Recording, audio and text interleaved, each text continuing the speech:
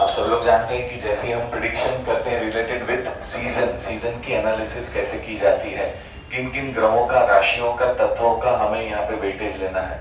बहुत सिंपल है।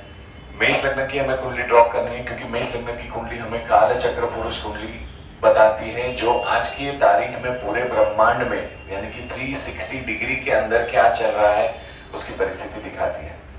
यहाँ पर हमें राशियों के तत्व और ग्रहों को, तत्वों को लेना बहुत बहुत जरूरी है। फॉर एग्जाम्पल, स्थिर राशि में सबसे बड़े प्लेनेट बैठे हैं शनि महाराज। कुंभ राशि है, कुंभ राशि का साइन हमें पता होना चाहिए। एक पॉट है जिसमें आधा पानी भरा हुआ है और आधा वायु है, इसके लिए इस राशि को वायु तत्व की राशि दी गई है।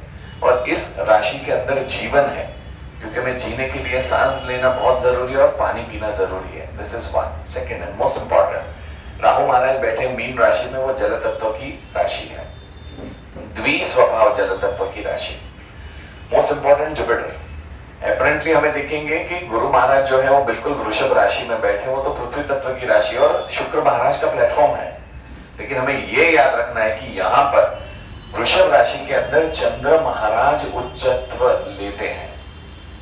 जैसे ही सूर्य महाराज तुला राशि से निकलते हैं राहु नक्षत्र में से, तो धीरे धीरे हमें सीजन का परिवर्तन देखने मिलता है। फर्स्ट मोस्ट इंपॉर्टेंट, मंगल महाराज 6 जून तक कर्क और मिथुन राशि में ही भ्रमण करेंगे।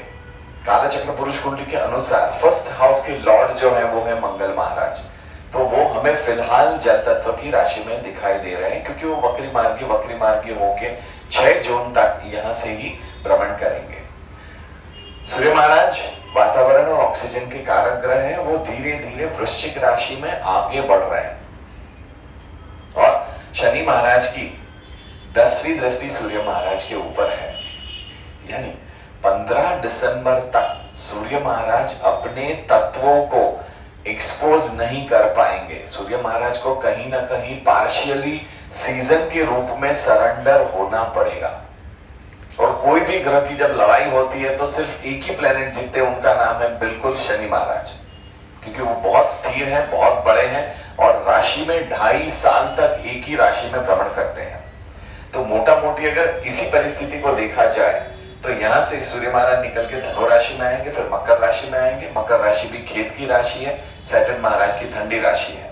ये समय रहेगा 14 जनवरी 2025 से 14 फेब 2025। उसके बाद में सूर्य महाराज यहाँ पर भ्रमण करेंगे 14 फेब से 14 मार्च। तो शनि महाराज के क्लच में आ जाएंगे।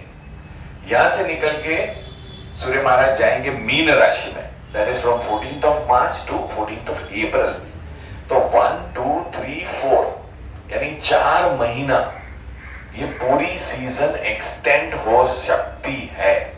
मैं आपको ये नहीं बोल रहा हूं कि 15 अप्रैल तक ठंड बहुत बढ़ेगी, लेकिन पूरे विश्व में एबनॉर्मल ठंडी बढ़ने वाली है। This is one. Rahu Maharaj placed into the 12th house, यानी उनको बंधन देना पसंद है। तो कई बार बिकॉज ऑफ बहुत ठंडी होने के कारण, फॉग होने के कारण लोग घर से बाहर नहीं निकलेंगे। बच्चे लोग अपनी स्कूल में जा नहीं पाएंगे, बच्चे लोग भी घर में बंधन लेके बैठेंगे।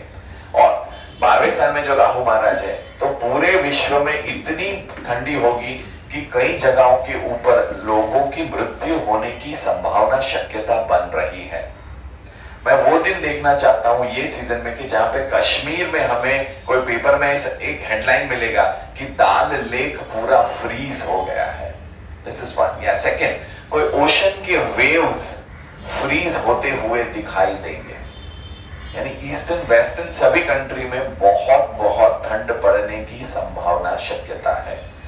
इसी तरह का साइंटिफिक प्रेडिक्शन अगर आपको सीखना है तो आप हमारे क्लास में डेफिनेट आ सकते हैं। मेरा नाम है राजन, मेरा कॉन्टेक्ट है 9820230414। Thank you so much.